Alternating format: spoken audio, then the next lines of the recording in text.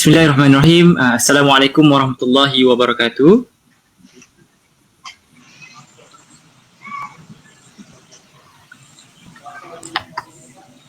Bismillahirrahmanirrahim. Assalamualaikum warahmatullahi wabarakatuh. Pertama-tamanya, marilah sama-sama kita mengucapkan setinggi-tinggi kesyukuran kepada Allah Subhanahu Wa Taala. Pada hari ini kita dapat lagi sekali berwacana di Facebook page Ikram Terengganu. Dan sama-sama kita mensyukuri nikmat Allah di atas nikmat iman, nikmat Islam, nikmat kesihatan dan segala nikmat yang diberikan Allah oleh Allah kepada kita pada hari ini. InsyaAllah terima kasih kepada Ikram Terengganu atas jemputan saya selaku moderator pada hari ini.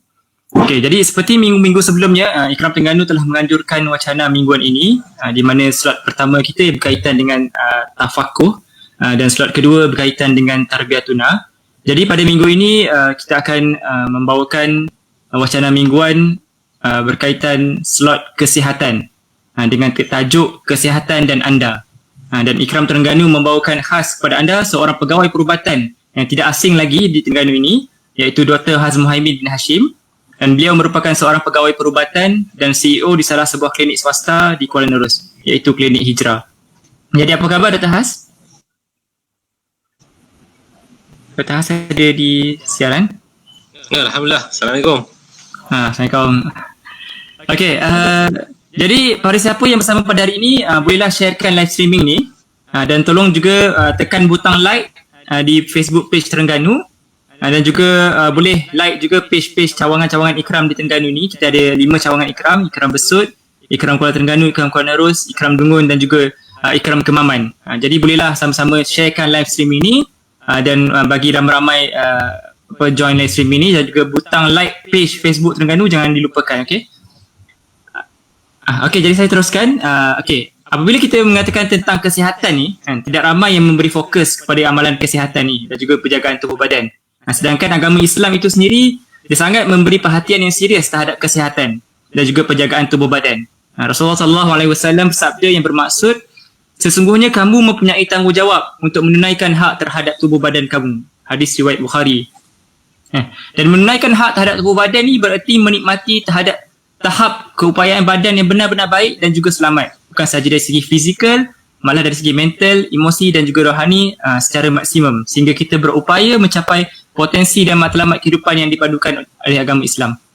Jadi kita diingatkan betapa bernilainya sebenarnya harga kesihatan ni. Tidak guna harta dan kekayaan yang melimpah ruah sedangkan kita tak dapat nak menikmati segala kekayaan itu dalam keadaan diri yang tidak sihat akibat pelbagai penyakit yang kita hidapi. Dan juga islah sihat itu merupakan anugerah daripada Allah SWT yang sewajarnya disyukuri. Jadi pada hari ini Dr. Hazm Muhaimin akan mengupaskan tentang kesihatan dan anda. Dan juga antara poin penting yang akan dikupas adalah berkaitan dengan kesihatan kita, tanggungjawab kita. Yang kedua tentang isu obesiti yang di mana Malaysia merupakan nombor 1 dalam ASEAN tentang isu obesiti ni. Dan juga ketiga penyakit utama yang membunuh dalam diam, antaranya hypertension, diabetes, stroke dan sebagainya. Dan juga kita nak dengar juga macam mana daripada Dr. Hazm Muhaimin bagaimana kaedah terbaik dalam penjagaan kesihatan. Okey, jadi tanpa membuang masa, saya serahkan kepada penceramah kita pada hari ini, iaitu Dr. Hazm Muhaimin untuk mengupaskan tentang tajuk kesihatan dan anda. Silakan Dr. Hazm Muhaimin.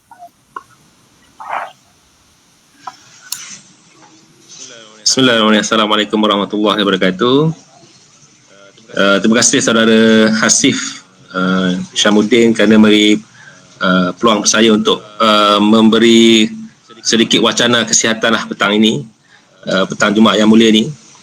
Yang kita sebutkan tadi, kesihatan tu salah satu nikmat Allah yang terbesarlah yang kita kena jagalah. Jadi kesihatan ni harga dia mahal harga dia mahal tu tak nampak masa kita tengah sihat, tapi masa kita sakit tu baru kita tahu betapa mahalnya harga sebuah kesihatan. Jadi yang kita nak kupas hari ni tentang kesihatan dan anda. Maksudnya kita kesihatan dan diri kita lah. Kita bercakap tentang kesihatan dan diri kita. Macam mana kita ambil tahu, dan hari ni tajuk dia secara umum, tapi saya akan sentuh beberapa penyakit yang menjadi sentiasa menjadi masalah lah di kalangan di kalangan masyarakat kita lah, terutama di Malaysia khasnya lah. Okey. Penyakit anda, tanggungjawab anda. Jadi penyakit kita ni tanggungjawab kita lah. Jadi bukan tanggungjawab orang lain.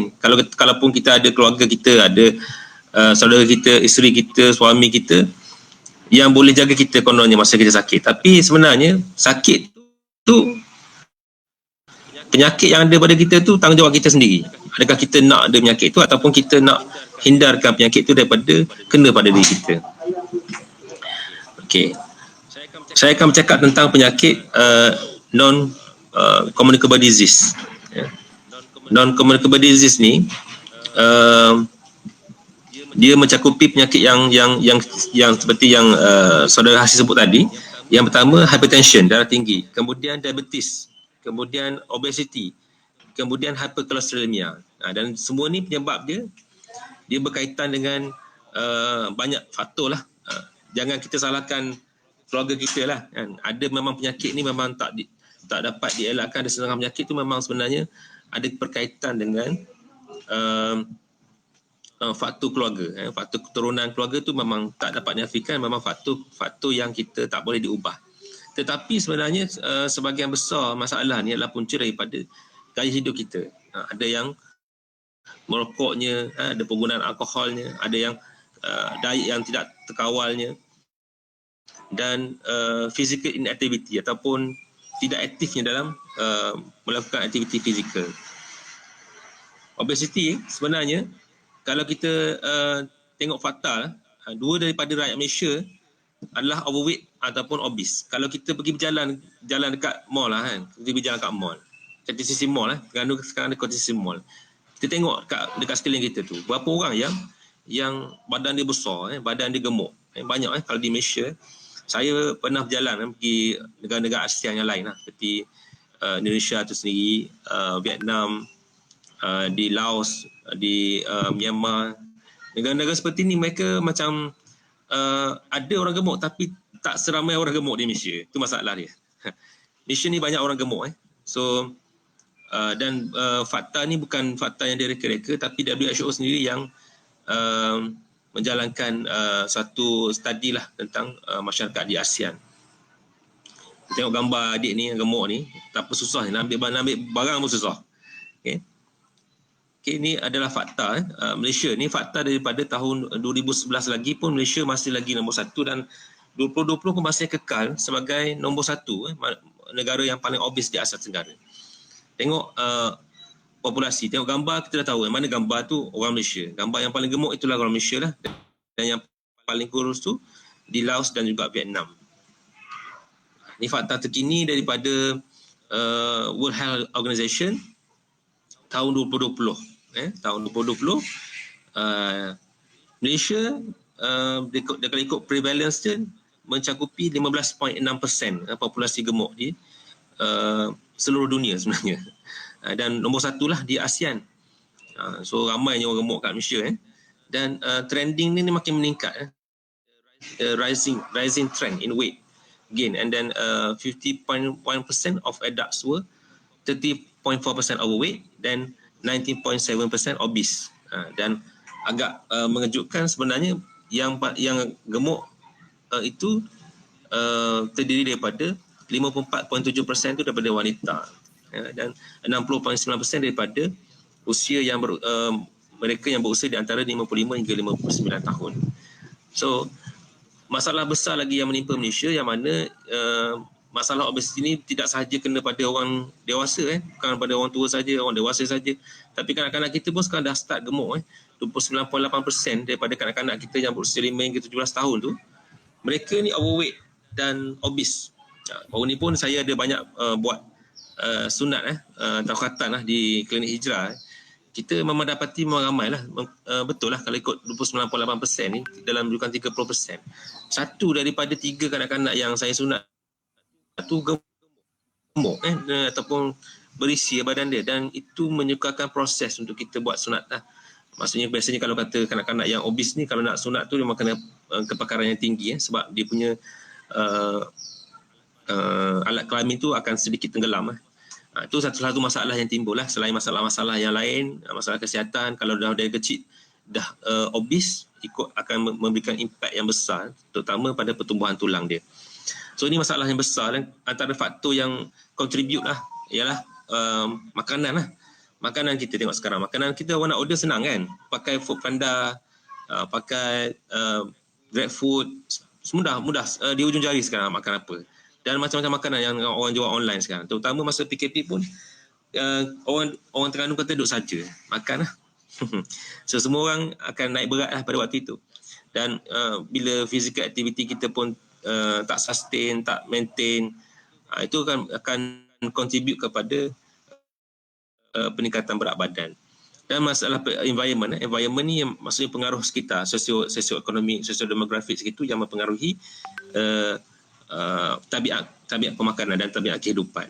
Dan satu benda yang menarik di Terengganu sebenarnya sekarang dah ada trending yang baru lah. Maksudnya orang dah start sedar tentang kepentingan kesihatan. Kita tengok banyak kelab running, kelab cycling, dan kelab swimming. Kalau saya suka swimming, saya tak suka sangat berlari ni, tapi dia tak ada kata bersukan ni, tak ada kata tetaplah mana-mana yang kita nak buat tu. Yang penting kita ada konsisten, beri komitmen untuk kita bersukan setiap hari kalau boleh.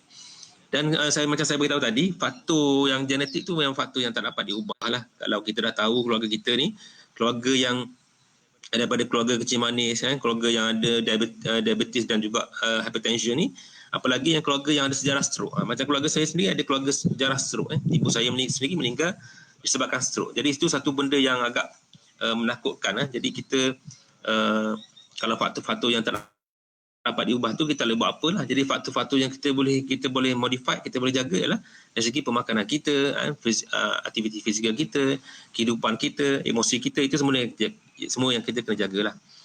So WHO kata pada Februari 2020 ni, sebelum COVID lagi, dia kata obesity has reached epidemic proportions globally. So dah jadi satu masalah epidemic proportions, maknanya mendunia, masalah kesihatan yang mendunia, dengan sekurang-kurangnya 2.8 million, 2.8 juta manusia mati dying each year as a result of being overweight ataupun obese. So 2.8 juta populasi dunia meninggal akibat overweight ataupun obese. Kadang-kadang kita tak nampak macam mana dia boleh jadi meninggal sebabkan overweight ataupun obese ni, kan? Sebabkan kalau kita lihat, bila dah jadi badan dia besar semua, akan timbul pelbagai masalah yang melibatkan sistemik ataupun masalah-masalah dalam tubuh dia, masalah-masalah organ, pelemakan hati, pelemakan di organ-organ yang penting. Dan ada juga masalah yang melibatkan tersumbatnya pembuluh darah penting, terutama di jantung, pinggang dan juga di otak kita sendiri. Itu yang menyebabkan kenapa masalah obesity ni, masalah overweight ni menjadi masalah besar lah kepada seluruh dunia, masalah seluruh dunia. So masalah berdunia, bukan masalah di Malaysia saja, tapi di Malaysia, apa yang hebatnya Malaysia ni adalah nombor 1 di ASEAN. Okey. Ini adalah contoh macam mana pengiraan lah. Ini saya rasa semua boleh rujuk selepas ni, tapi dia ada perbezaan sedikit di antara Asia dengan Westerners. Kadang-kadang orang salah faham, dia kira yang Westerners punya. So bila dia ke Westerners punya, dia rasa dia tak overweight lagi. Sebenarnya yang Asia dia kadar dia rendah sikit berbanding dengan Westerners. So kalau kita tengok, kita check tu, kita dah 28.0 bermakna kita dah masuk ke overweight and moderately obese. So kalau kata dalam grup Westerners, 28 tu masih lagi dalam grup overweight lah. So ada perbezaan kat situ, sedikit perbezaan, tak banyak pun. So saya sentuh sikit kencing manis. Kencing manis ni saya ringkas. Masa kita singkat hari ni 1 jam je. So kita nak cerita banyak benda hari ni. Ada banyak benda kita cerita, tapi saya akan kupas secara global lah. Kencing manisnya, darah tingginya, stroke-nya. Tengok kencing manis kat sini. Kencing manis maksud dia apa? Sejenis penyakit di mana paras gula darah ataupun glukosa tu tinggi akibat kurangnya jumlah atau kurang keberkesanan hormon insulin. Ini bahasa yang sangat abstrak lah, tapi sebenarnya apa yang terjadi pada kencing manis, dia satu kelainan yang terjadi pada pesakit yang mana satu akibat pengambilan gula yang terlalu tinggi, menyebabkan tubuh dia tak boleh cope. Gula tu tak dapat diproses. Sebenarnya gula tu penting.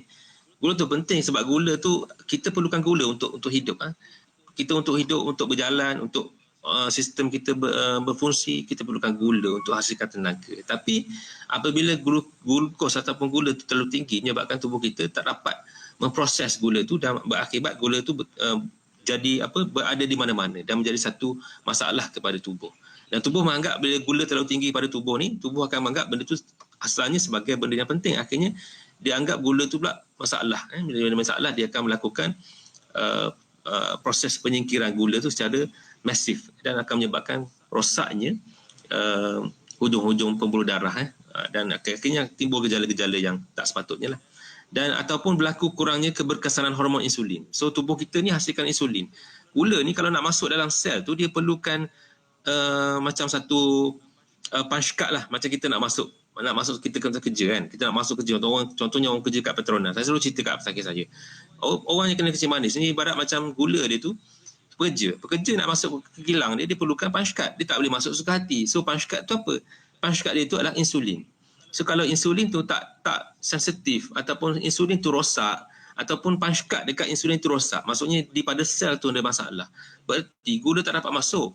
Bila gula tak dapat masuk, maka berlaku pemecahan daripada protein dan lemak lah, dan akhirnya berakibat kepada terhasilnya byproduct daripada pemecahan protein dan lemak tu, dan akhirnya tubuh akan timbul masalah-masalah penyakit yang lain pula. Maksudnya kencing manis dia berpunca, dia akan jadi punca penyakit yang lain pula timbul. Kalau sebelum ni ada Dr. Zahir cerita pasal masalah buah pinggang, kesihatan buah pinggang, kencing manis pun adalah salah satu penyebab kepada masalah buah pinggang yang terbesar di dunia, bukan di Malaysia saja. Okey, ni pengidap diabetes kan. Kalau kita tengok pengidap diabetes kencing manis ni di Malaysia ni 1 daripada 5 orang mengidap kencing manis. So kalau kita sekarang ni kita macam ambil tak endah je kan. Kita rasa macam tak ada apa lah. Ada setengah pesakit yang dia takut nak pergi jumpa doktor. Dia takut apa? Dia kata takut tahu penyakit. Masalah apa ni? Takut tahu penyakit. Tapi sebenarnya patutnya kita kena tahulah penyakit kita, terutama bila kita dah meningkat usia kita, berisiko, apalagi kita ada daripada keluarga yang berisiko. So 1 daripada 5 tu ramai. 1 daripada 5 ramai. Maksudnya ramai orang yang ada masalah kencing manis tu. Okey. Ni saya ringkaskan dalam satu gambar. Diabetes ni kita nak tahu simptom dia apa sebenarnya. Kalau tanya doktor simptom dia apa kan. Kadang-kadang simptom ni ada tapi kita buat donor je, kita buat tak tahu je. So bila dah ada gejala-gejala seperti ni, jangan tunggu-tunggu, jangan ragu-ragu, dapatkanlah konsultasi berjumpa doktor anda dengan kadar segera sebelum keadaan makin bertambah teruk. Kalau kita tengok tu ada sini saya ringkaskan ada 10 gejala yang biasa terjadi pada diabetes ni. Yang pertama, orang tu rasa penat lah, biasa penat, kerja cepat penat, tak seperti sebelum-sebelum itu. Mungkin faktor umur pun akan berpengaruh dengan penat ni, tapi orang yang ada kencing manis ni dia penat luar biasa, cepat letih. Kemudian dia panggil frequent urination, kerap kencing. Kerap kencing ni bukan macam minum air sikit dan kencing, minum air kencing dan sikit, ataupun musim sejuk, musim hujan kita nak kencing. Ni tengah-tengah malam, biasanya kita tidur lena, bangun pagi baru kita kencing. Ni terbangun setiap jam, terbangun setiap 2 jam, menyebab terasa nak kencing je selalu. Kenapa terjadi seperti ini? Dia salah satu adalah sebab dia sudah mulai mengganggu sistem dalam sistem perkumuhan kita. Kemudian sudden weight loss. Sebelum ni badan besar, tiba-tiba kita rasa kurus. Orang kata kita diet ke? Tapi kita nampak kurus, tapi kurus yang nampak tak sihat. Berarti kita berkemungkinan kita dah ada diabetes. Kemudian ni biasa kita dengar, kata luka tak susah nak baik kan? Luka tak susah nak baik. Kalau kat tangan okey lagi, tapi kalau kena kat kaki, kaki kita banyak benda yang kita kena kotoran kan? Banyak saya pesakit-pesakit saya yang kena potong kaki kan, yang lambat dapat perawatan sampai datang untuk cari perkhidmatan untuk cuci, dia panggil diabetic foot ulcer. Kalau dapatkan rawatan lebih awal, insya-Allah luka tu boleh baik. Tapi kalau kita masih lagi ignore dengan keadaan kita tu, maka kaki kita pun tak dapat diselamatkan sebabkan proses penyembuhan tu tak sempurna. Pada orang yang ada kencing manis ni biasanya masalah dia adalah rosaknya pembuluh darah ataupun pembuluh darah dan juga saraf-saraf yang berada di periferi ataupun di hujung-hujung jari yang berada di hujung-hujung ni menyebabkan aliran darah dan aliran oksigen itu tak sempurna. Bila aliran darah tak sempurna, dia menyebabkan kadar penyembuhan tu sangat perlahan. Tetapi gula berada pada kadar yang tinggi dan menyebabkan kuman-kuman ni suka sebab kuman ni pun dia dia nak berkembang biak pun dengan gula lah. So bila ada gula, sumber gula yang banyak kat situ, so dia cepat untuk berkembang biak. Dan tak heranlah kita tengok sekarang ni kaki kan, kalau pernah tengok kaki orang yang kena diabetic foot ulcer ni, memang bau dia memang bau sangat busuk lah dan susah nak baik. Dan biasa yang masalah yang kelima yang biasa ni adalah sexual problems. Ini jarang saya jumpa pada wanita, tapi yang lelaki ni biasa lah, kalau dah ada sampai tahap sexual problems baru dia datang jumpa doktor. Berarti dah masa dia jumpa sexual problems tu, berarti masa tu dah ada gejala-gejala lain dah. Dah ada gejala lain dah. Masa dah ada sexual problems ni, masa tu lah kebanyakan daripada lelaki lah, especially dia datang untuk mendapatkan konsultasi. Tapi jangan sampai tahap kita macam ni lah. Okay. Kemudian always hungry, sentiasa lapar, rasa lapar. Sebab apa dia rasa craving? Sebab sebenarnya bila dia makan, gula tu tak dapat diproses pun. Sebab macam saya beritahu tadi, dia tak dapat proses, dia tak dapat masuk pun ke dalam sel, sebabnya insulin tak sensitif, ataupun insulin tu tak cukup dihasilkan untuk memenuhi keperluan gula yang masuk dalam tubuh dia. So dia akan rasa lapar dan rasa dahaga, rasa dahaga. Dan blurry vision. Apa yang melibatkan blurry vision ni apa? Maksudnya pembuluh darah di mata pun mulai ada masalah. Makanya dalam satu program kesihatan yang dianjurkan oleh kerajaan adalah pemeriksaan fundoskopi atau pemeriksaan pada mata. Yang mana pembuluh darah mata ni biasanya orang paling awal kita dapat detect lah kalau ada rosaknya pembuluh darah pada mata, kita akan dapat detect awal dan kita akan dapat lakukan tindakan awal. Bila bagi laser untuk stopkan pendarahan dalam bola mata. Bila berlaku pendarahan pada belakang bola mata tu, dia akan menyebabkan kita punya penglihatan akan mengecil. Ada bahagian-bahagian yang pembuluh darah yang rosak dan mati, akhirnya menyebabkan mata kita menjadi buta. Dan tak heranlah antara penyebab terbesar kebutaan pada di dunia dan Malaysia juga adalah disebabkan oleh kencing manis sendiri. Dan selain itu yang biasa jumpa adalah kaki tangan rasa kebah, tangan rasa serebang, kata serebang kaki, baru rasa macam tu barulah nak jumpa doktor. Dan biasanya memang gejala ni Tuhan ciptakan memang supaya dia berfikirlah dia ada masalah masa tu. So macam saya kata tadi, punca dia apa? Punca dia adalah rosaknya pembuluh darah dan juga saraf-saraf kecil di hujung-hujung. Pada awalnya hujung-hujung dan akhirnya melibatkan pembuluh darah yang lebih besar. Bila melibatkan pembuluh darah yang lebih besar, masa pada itulah akhirnya kaki dia dah start jadi hitam. Dan akhirnya terpaksa dipotong. Jadi itu gejala-gejala. Dan selain pada itu adalah vaginal infection. Ini pada wanita lah, biasanya kerap terkena jangkitan pada alat kemaluan dia. Okey. Ini diabetes. Darah tinggi, kita sentuh darah tinggi. Saya terus sebentar lalu, tapi kita akan buat kesimpulan secara keseluruhan. Darah tinggi ni apa? Darah tinggi adalah penyakit yang silent killer yang menyebabkan banyak komplikasi dan juga kematian jika tak dirawat. Apa dia punya komplikasi dia? Komplikasi yang sering terjadi sebab hipertensi ni, satu adalah stroke, yang kedua adalah serangan jantung, yang ketiga adalah masalah buah pinggang, yang keempat ialah masalah peripheral vascular ataupun masalah vaskular, saluran pembuluh darah yang tersumbat pada organ, terutama kaki lah, yang akhirnya menyebabkan sama seperti kencing manis juga, yang menyebabkan saluran darah dia tersumbat contoh pada kaki tu, yang menyebabkan kaki dia tak dapat supply oksigen yang cukup lah, dan akhirnya terpaksa dipotong juga. Potong aja ni doktor, susah lah kan. Tapi itulah dia, darah tinggi. So darah tinggi ni normal dia berapa? Normal dia adalah sekitar 120 hingga bawahnya 80 lah. So dia ada range dia, nanti saya tunjuk range dia berapa. Okey. Dan kita tengok fakta, ni fakta daripada sumber daripada Kementerian Kesihatan Malaysia. Kita tengok 32.7% ataupun 5.8 juta rakyat Malaysia berusia 18 tahun ke atas mengidap penyakit darah tinggi ataupun hipertensi yang menyumbang utama kepada kematian di negara ini. So ni silent killer, ramai tak tahu tentang dia tu, dah ada tinggi walaupun baru umur dah 30. Umur 30 agak tragik lah kalau awal dah kena dah tinggi ni.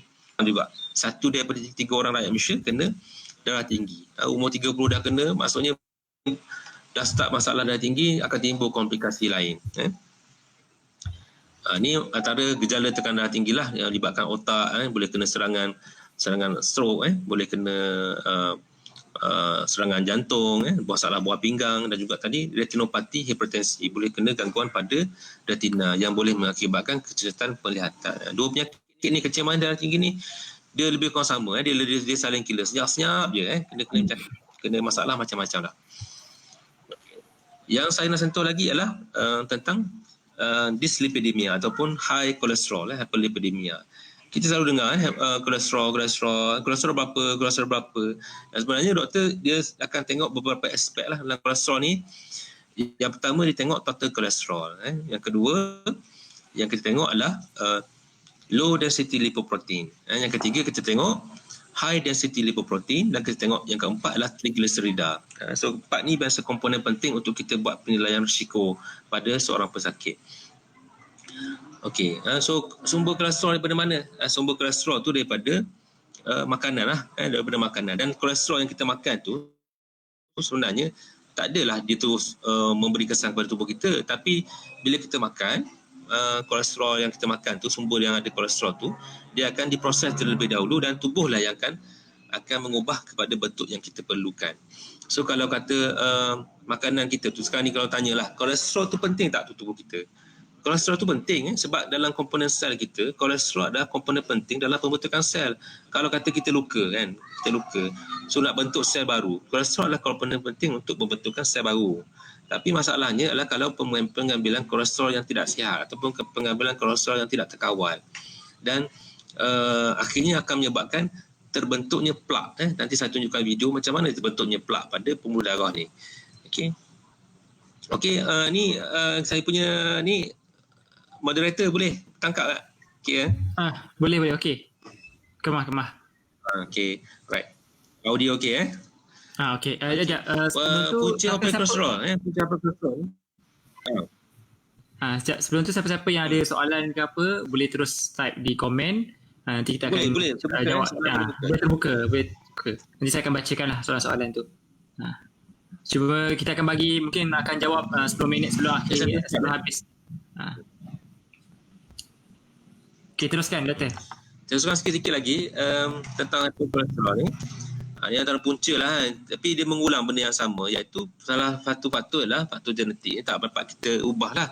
Dan kita ada banyak faktor lain yang kita boleh kawal, yang kita boleh kontrol.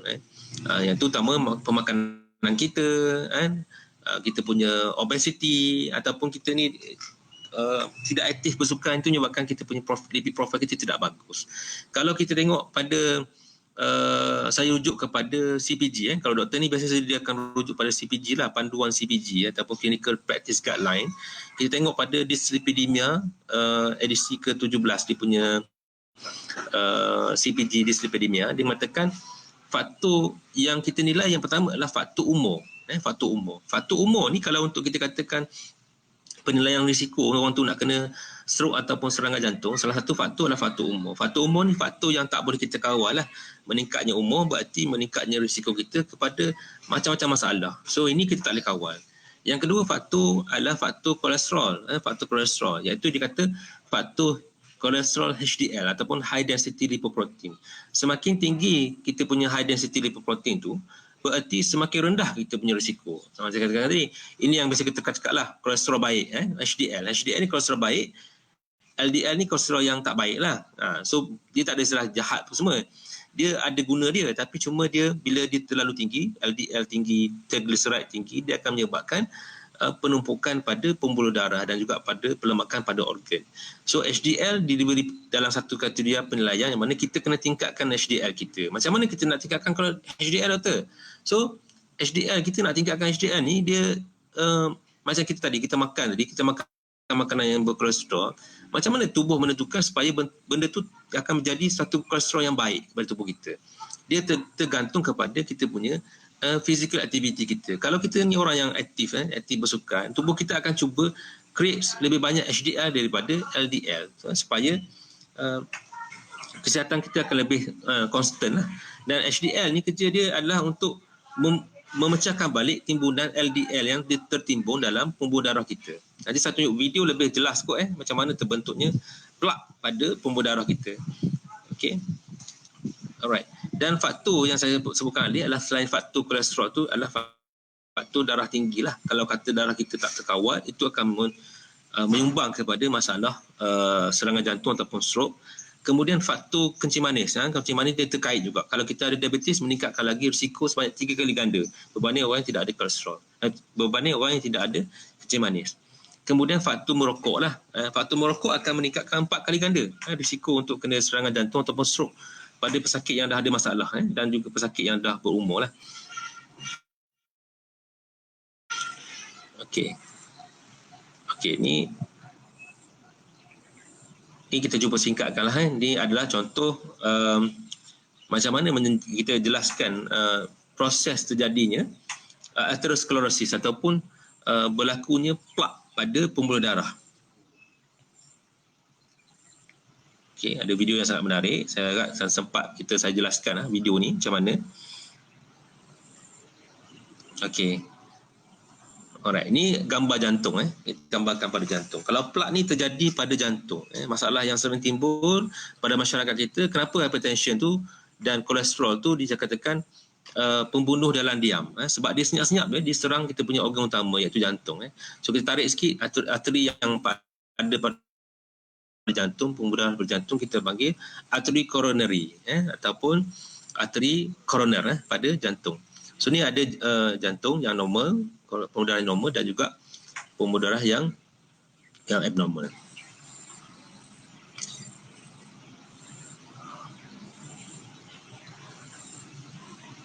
Okey, ini perbandingan di antara yang normal dengan yang telah terjadi plak ataupun aterosklerosis. Jadi laluan untuk red blood cell RBC tu untuk lalu tu dia jadi ada masalah, sumbat sikit, dia jam kat situ. So bila terjadi jam kat situ, jadi aliran darah ke jantung sendiri pun jadi terhalang, menyebabkan orang tu akan timbul masalah jantung, yang mana gejala-gejala yang akan ada timbul adalah yang pertama biasanya menyebabkan orang tu mudah rasa loya nak muntah, cemas, angina. Angina ni adalah sakit dada, chest pain, coughing ataupun berasa nak hitamnya. Itu gejala-gejala awal yang ada plak lah, belum ada serangan lagi tu. Okey, akhirnya bila supply darah ataupun supply oksigen ni tak sampai ke bahagian jantung tu, menyebabkan iskemia ataupun kurangnya supply dekat bahagian kardiak masa tu, otot pada jantung tu, dan akhirnya menyebabkan orang tu terkena serangan jantung. Itu contoh pada coronary. Kalau dia kena pada arteri karotid ataupun saluran pembuluh darah ni, dia bila jantung pump tu dia pecah, dia hantar ke seluruh tubuh dan ada dihantar kepada bahagian-bahagian organ yang lain. So kalau aterosklerosis ataupun plak ni terjadi pada kaki, yang saya sebut tadi, penyakit-penyakit vaskular akibat terjadinya plak pada organ. Let's say kita jadi plak ni terjadi pada peripheral, pada kaki, peripheral vascular. Dia biasanya pasien-pasien saya datang ni, dia datang luka dia, first saya tengok luka macam kencing manis, tetapi bila kita buat tu dia menjejer kesakitan. Kalau orang kencing manis ni biasa dah tak rasa benda dah. Tapi orang yang ada peripheral vasculitis ni, dia punya sakit dia, luka dia luar biasa sakit dia. Dan masalah yang timbul adalah boleh jadi erectile dysfunction dan juga lemahnya organ lah. Dan boleh terjadi pada buah pinggang. Ini masalah buah pinggang juga. Kalau terjadi sumbatan pada buah pinggang akan ada masalah penapisan di buah pinggang, kaki, tangan bengkak semua lah, dan akan efek kepada kita punya tekanan darah, sebab dia efek pada hormon renin pada buah pinggang tu sendiri. Kita tengok plak. So ni plak dia contoh plak. Kita cuba ringkaskan. Plak ni tengok severity dia daripada yang normal kepada yang bermasalah. Macam mana plak ni terjadi pada asasnya? Okey, kita tengok sel darah merah. Saya cuba sentuh sel darah merah ni. Sel darah merah ni memang macam transporter lah dalam tubuh kita. Dia fungsi dia bawa dua benda. Satu, dia bawa oksigen supply oksigen. Yang kedua, dia bawa makanan sekali untuk carry on dalam tu. So ni proses macam mana terjadinya plak dalam pembuluh darah kita. Kalau laluan pembuluh darah ni tersekat akibat plak ni, dan akhirnya satu ketika dia meledak, dia pecah, dia berlaku eruption, dan akhirnya terjadi rupture, dan akhirnya akan menyebabkan penyumbatan total di bahagian organ yang terlibat. Kalau terjadi pada jantung, serangan jantung. Kalau jadi pada dekat laluan pembuluh darah otak, dia akan jadi stroke. Kalau kena dekat kita punya buah pinggang, dia jadi masalah buah pinggang. So tengok pada bahagian mana dia kena. So ni saya cuba singkatkan lah, sebabnya dah agak complicated. So Kita cuba singkatkan video ni sebab ni lebih kepada mikro lah. Okay, alright. Ni macam mana terbentuknya plug pada ni agak dalam so ini secara garis besarnya macam mana masalah ni terbentuk. Okay, alright. Mungkin Okay, kemudian saya sentuh sikit macam mana kalau seandainya mungkin Dr. Has boleh share kot video ni lepas ni. Macam mana sih? Mungkin boleh share dekat mana nak dapatkan video ni. Boleh. Menarik video ni kan? So next, kalau saya ceritakan kalau benda ni terjadi pada otak ni agak menakutkan. Saya kalau stroke ni saya agak terfikir sebab kalau saya sendiri pun, ahli keluarga saya sebahagian besarnya stroke dia punya mak saudara, arwah mak saya sendiri pun kena stroke, ramai stroke. Jadi agak menakutkan dalam sejarah keluarga saya. Jadi benda ni kita alert dan saya nak berkongsi pada semua orang macam mana stroke tu terjadi. Tengok video ni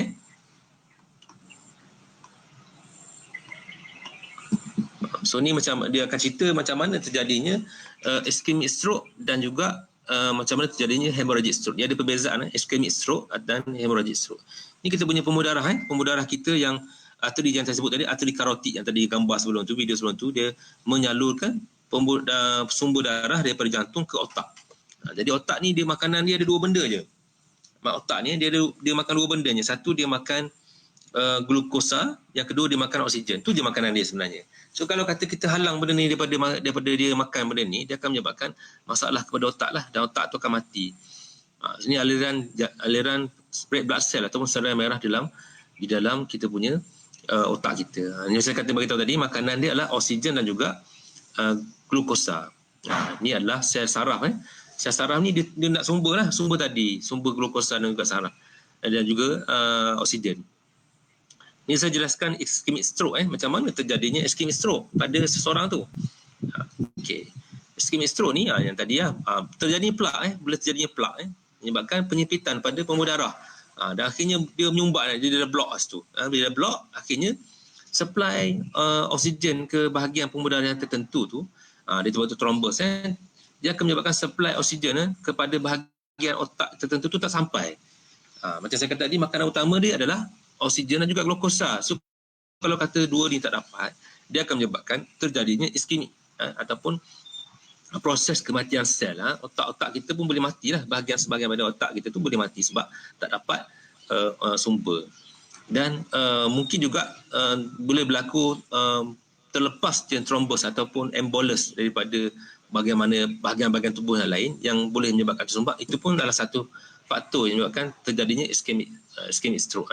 Ischemic ni maksudnya tak sampailah oksigen tak sampai kat situ. Okey, kemudian yang kedua hemorrhagic stroke. So hemorrhagic stroke ni dia berlaku hemorrhagic maksudnya pendarahan, dia berlaku pecah je pembuluh darah. Dan memang hemorrhagic stroke ni punca utama dia adalah satu lah darah tinggi tadilah. Kita balik semula pada darah tinggi tadi.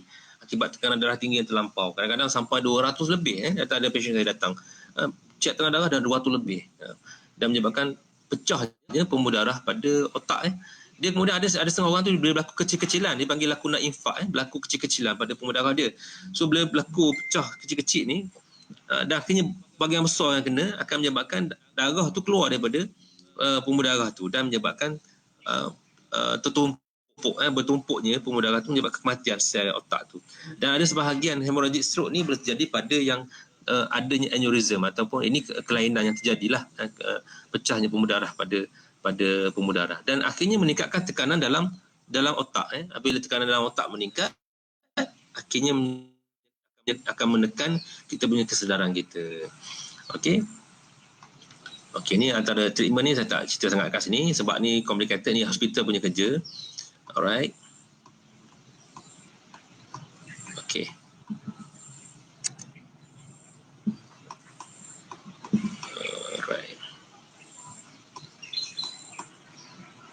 Okey, so kita sampai kat ujung lah ni, iaitu kita dah cerita panjang ni. Saya dah cerita panjang macam mana daripada diabetesnya, dia ada hubung kait kat situ diabetes, hypertension, hypercholesteremia dan dia ada stroke kat situ. Ni benda-benda yang selalu berlegar dalam kehidupan kita. Ramai yang kena masalah ni. Ramai yang kena masalah stroke, ramai yang kena masalah darah tinggi, ramai orang ada masalah buah pinggang. So apa sebenarnya yang berlaku So macam mana kita nak cegah benda simple cakap mudah ubah cara hidup, pemakanan kita, bersenam. Yang ni kalau kata betul-betul kita nak konsultasi, kita kena start dengan kita punya minda yang betul dulu sebenarnya. Minda yang betul. Minda yang betul maksudnya kita ada mindset yang betul. Macam mana kita nak berubah daripada kehidupan yang kita yang tak betul ni lah. Kita yang selalu nak rehat-rehat je, banyak rehat. Bila contohnya umur, terutama lah, bukan saya cakap lah umur pencen, banyak nak rehat dah sebenarnya kan. Bila dia dah kurang aktiviti dia tak regular lagi exercise, dan umur dia pun dah makin berisiko. So dia rasa nak berehat lah, dia tak nak continue dia punya healthy living dia. Dia tak nak sekurang-kurangnya dia berjalan ke seharian, nak duduk rumah je lah. So itu masalah yang sering berlaku. Dan orang muda pun masalah juga. Orang muda sekarang ni pemakanan tak jaga. Pemakanan makan tak kawal. Pelbagai makanan yang muncul sekarang ni, orang kata food tech yang ada sekarang ni, orang dah cipta pelbagai makanan. Orang boleh iklankan dengan mudah, dan orang kita pun nak cuba kan. Kalau tengok masa PKP pun ni pun macam-macam muncul grup-grup makanan. Suami masak apa hari ini kan, isteri masak apa tak jadi hari ini kan. So itu dia cakap pasal makanan sebab kita memang tak lagi daripada makanan kan. So tapi apa pun kita kena tengok pemakanan apa yang sesuai dengan kehidupan kita. Yang ni kalau kita nak detailkan memang tak cukup hari ni lah. Kalau nak jumpa detail ni boleh jumpa Dr. Has lah.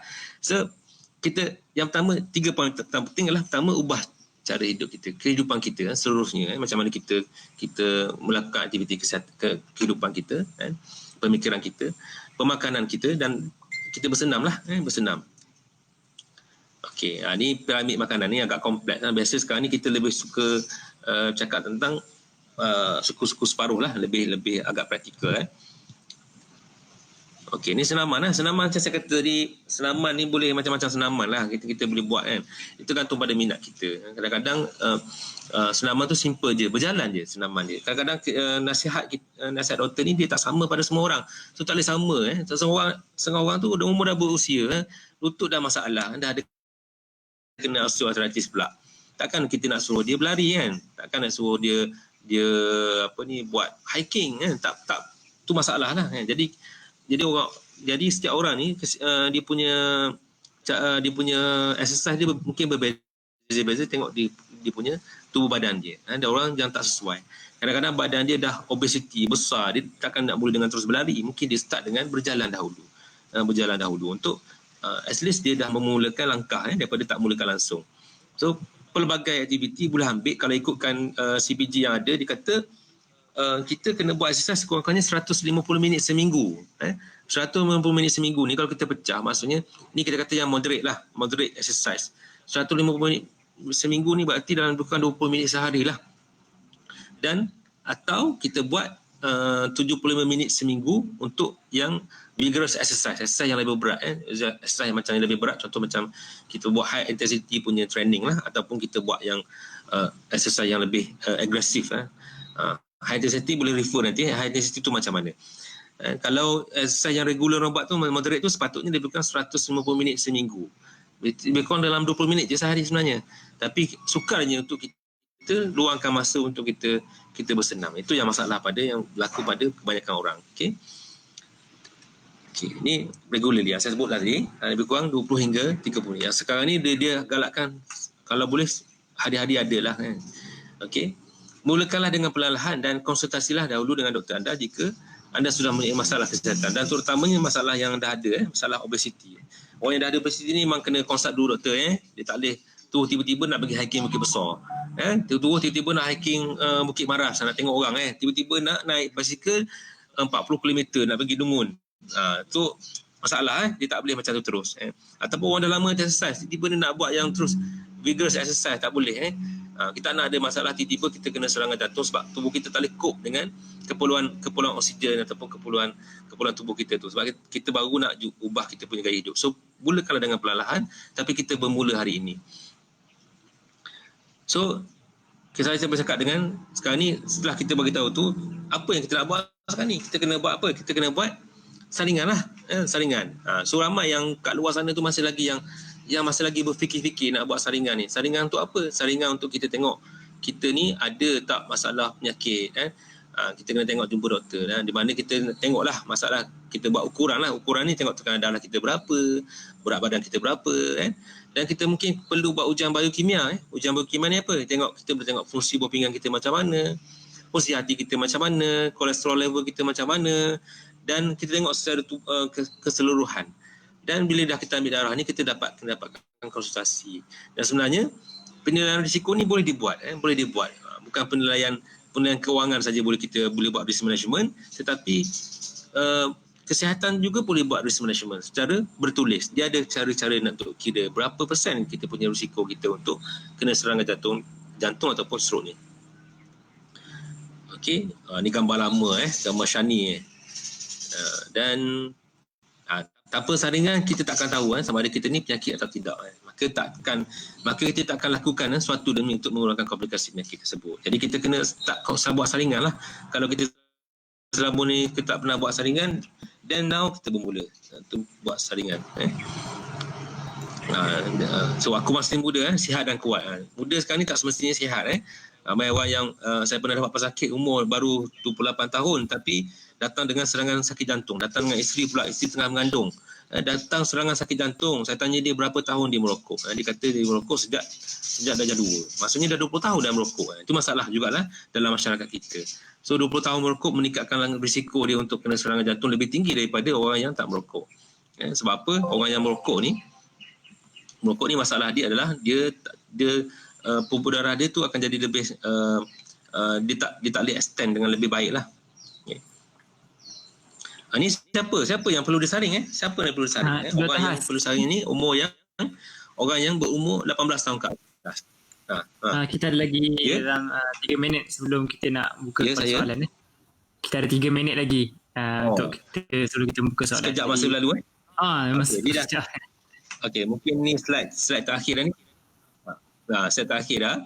Okey, siapa yang patut disaring Orang yang umur 18 tahun ke atas, ada gejala diabetes atau hipertensi yang saya sebutkan tadi, ataupun ada ahli keluarga yang mengidap diabetes. Ni saya kata tadi. Macam saya takut lah. Saya dah umur 18 tahun ke atas, saya buat pemeriksaan kesihatan setiap tahun sebab saya tahu keluarga saya keluarga yang berisiko. Mempunyai berat badan berlebihan, tidak aktif secara fizikal, merokok ataupun pengambilan alkohol. Saya yakin yang pendengar saya hari ni tak ada yang ambil alkohol lah. Faktor tambahan untuk wanita, sejarah diabetes masa mengandung. Ini pun ada masalah. Orang yang pernah ada diabetes masa mengandung, ataupun sejarah kelahiran bayi lebih 4 kg, ataupun sejarah gestational diabetes. Sama yang tadi. Okey, itu saja. Ada soalan?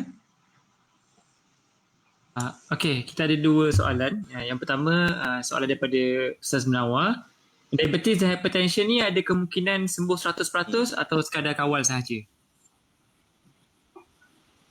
Okay, kita jawab dulu soalan pertama. Diabetes ni kalau kita buat yang pertama kita cakap diabetes dulu. Diabetes ni kalau kita buat saringan, biasa kita tengok kawalan, sejauh mana kawalan gula kita tu. Dipanggil dengan kita buat saringan dengan HbA1c dia panggil ada satu hemoglobin dalam tubuh kita ni yang bergerak lebih kurang 3 hingga 4 bulan tubuh kita ni, dia jadi spy. So bila dia spy, dia tengok macam mana kita punya tabiat makan kita. So, kalau HbA1c ni ada kadar dia. Kalau orang yang normal biasa di bawah 5.6, orang yang pre-diabetes di sekitar diberikan 5.6 hingga 6.2. Fakta point. Kalau nak catat-catatlah yang diabetes biasa di atas 6.3. Kalau orang yang diabetes tak terkawal adalah 7.5. Di atas 7.5%. So doktor nilai pada HbA1c ni lah. So kalau kata HbA1c ni, sebab tu yang kita kata ada saringan setiap 3 bulan, doktor check 3 bulan ni lah. So kalau kata diabetes ni, kalau setakat ini orang yang dah kena diabetes, kalau pre-diabetes tu boleh kawal lagi, maksudnya boleh nak reverse back. Tapi kalau yang dah diabetes ni, bukan kata tak boleh sembuh, tapi kalau yang dah tak terkawal, kita aim utama kita nak supaya dia terkawal terlebih dahulu. Tapi saya ada je pesakit yang masih lagi kita katakan kita anggap dia sebagai pesakit diabetes, tapi gula darah dia terkawal, HbA1c dia di bawah 6.5%, dia anggap terkawal lah. Tetapi once dia kena diabetes, forever sebenarnya dia kena diabetes. Jadi maksudnya walaupun orang tu kena diabetes, tapi dia terkawal, dia akan hidup seperti orang yang normal sebenarnya. So tetapi dia masih lagi perlukan follow up dengan doktor supaya dia kena pantau lah dia punya proses. Macam saya kata awal-awal tadi, macam mana proses diabetes tu terjadi. Proses diabetes terjadi satu sebab lah kadar gula yang terkawal, Yang kedua sebabnya terjadi ketidaksensitifan ataupun tak sensitif, insensitivity pada sel tubuh tu dah jadi masalah dah. Tubuh kita dah jadi error dah. Error di mana-mana. Makanya bila terjadi error di mana-mana, kat punch card kita, maksudnya insulin nak masuk tu tak boleh, glukos tak boleh tak masuk. Maksudnya benda tu berlaku secara keseluruhan, secara sistemik. Jadi ubat yang diberikan doktor sebenarnya untuk mensensitifkan tubuh kita dengan insulin yang ada. Tu dia pelbagai jenis yang terjadilah.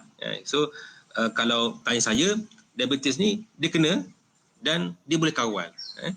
Okay.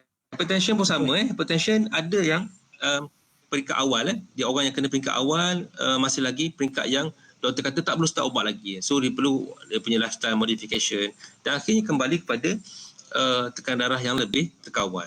Tetapi kalau orang yang dah tekanan darah yang tidak terkawal, berarti dah bertahun-tahun dah tekanan darah tinggi dan akhirnya menyebabkan perubahan secara struktur ataupun perubahan secara organ dalam tubuh dia. Jadi jantung dia pun dah berubah sebabkan dia nak cope dengan darah tinggi dia tu. Dan orang yang macam ni memang susah lah nak kawal balik, nak back to normal. Cuma yang boleh kawal hanyalah dia kena kawal dengan ubat. Dah tak terkawal. Okey. Okey. Soalan kedua soalan kedua daripada Haji Nawawi. Salam, saya sering mengalami masalah kejang urat menyakitkan di bahagian sisi kaki kiri setiap 2 atau 3 minggu. Setiap kali mengalaminya, saya perlu segera menekan dan mengurut bahagian tersebut dengan kuat untuk melegakannya. Adakah ia kemungkinan berkait dengan masalah saluran darah tersebut, iaitu tersumbat? Okey, ni soalan dia agak umum lah. Biasanya kalau soalan macam ni dia selain soalan, dia akan ada doktor akan soal dia banyak soalan lagi lah kepada dia. Sebab sakit, contohnya kita kata kita sakit kejang urat ni tak semestinya masalah saluran darah tersumbat. Jadi kebanyakannya yang adalah disebabkan oleh muscular pain ataupun masalah pada otot dan kesakitan pada otot, kekejangan pada otot. Kemungkinan ada pelbagai sebab lah. Salah satu sebab adalah penggunaan yang berlebihan, penggunaan otot yang berlebihan ataupun kemungkinan kekurangan beberapa zat dalam tubuh kita lah, terutama yang kita kaitkan adalah kalsium yang kurang pada pengambilan konsumsi makanan dia. Ni secara random lah, tetapi mungkin ada beberapa soalan yang perlu ditanya oleh doktor kepada pesakit berkenaan lah, dan kemudian mungkin juga kita perlu lakukan pemeriksaan fizikal untuk kita pastikan bahawasanya sakit tu tak ada kaitan dengan masalah tersumbatnya pembuluh darah. Biasa kalau tersumbat pembuluh darah ni dia ada sign and symptom dia. Maksudnya tak cukup dengan soalan, doktor kena check balik ada tak masalah yang tanda-tanda yang timbul pada kaki berkenaan lah. Dan ni kalau soalan tengok daripada Haji Muhammad Nawawi Yusof ni, biasa dia masalah ni biasa libatkan dengan muscular lah, masalah otot. Okey, moderator kita. Okey, jadi ada lagi soalan ke daripada audiens? Kalau ada apa-apa soalan boleh tanya terus. Okey, jadi kalau tiada soalan, rasanya kita boleh sampai sini saja kot untuk wacana kita kali ini. Jadi sebelum kita mengakhiri lah, saya sukalah nak ingatkan tentang apa kata hadis yang 5 perkara sebelum 5 perkara. Sakit sebelum sihat sebelum sakit dan sebagainya lah. Itu benda yang kita kena ingatkan pada diri kita. Dan kalau boleh mencegah itu lebih baik lah daripada merawat. Kalau boleh saringan tu medical check up. Kalau ada isu-isu rasa kita sakit, pening kepala yang lebih-lebih ke dan sebagainya, kita adakan medical check up dan exercise regularly. Kalau dah lama tak exercise, better dapatkan nasihat doktor lah.